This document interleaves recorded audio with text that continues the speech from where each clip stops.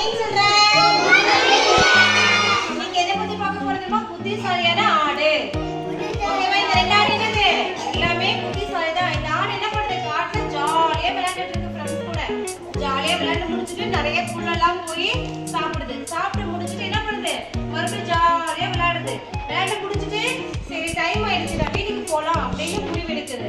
எடுத்துட்டு என்ன பண்ணுது? ஆடு பொறுமையா வந்து இந்த பாலத்து மேல ஏறுது. ஏறி நிக்குது.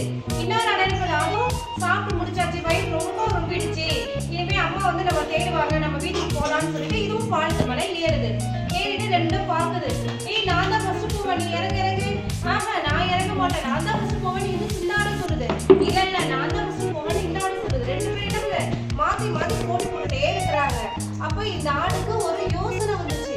நம்ம தாத்தா ஒரு நாள் சொன்னாரு, நம்ம எதா இருந்தாலும் ஷேர் பண்ணணும், எதா இருந்தாலும் அட்ஜஸ்ட் பண்ணணும், அதுதான் நல்ல பழக்கம், குட் ஹேபிட்.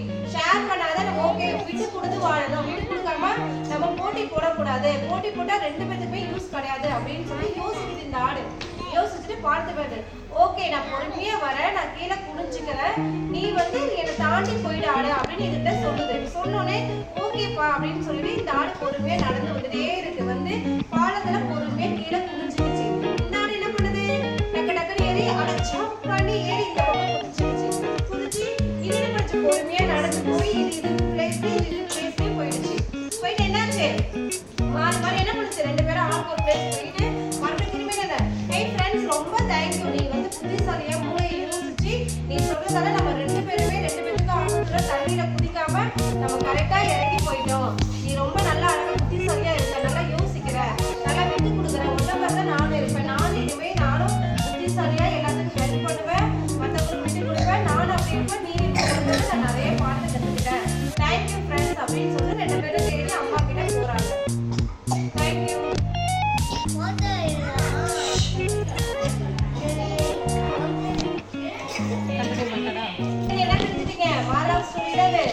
நம்ம யாரா இருந்தாலும் விட்டு கொடுத்து போகணும், எல்லாத்துக்கும் என்னது அட்ஜஸ்ட் பண்ணணும், நம்ம எதா இருந்தாலும் யோசிச்சு மற்றவங்களுக்கு ஹெல்ப் பண்ணணும். அதே மாதிரி கிளாஸ்ல என்ன பண்ணணும்? எல்லா திங்ஸையும் ஷேர் பண்ணணும்.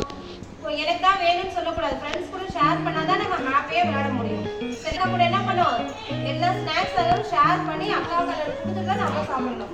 அதே பழக்கம் அவங்க என்ன பண்ணுவாங்க? நமக்கு கொடுத்துட்டு சாப்பிடணும் என்ன வரும்? நாம தான் என்ன பண்ணோம்? ஷேர் பண்ற இதை அவங்களுக்கு கற்றுக் கொடுக்கணும். ஓகேவா? Thank you. Thank you, miss. Thank you, miss.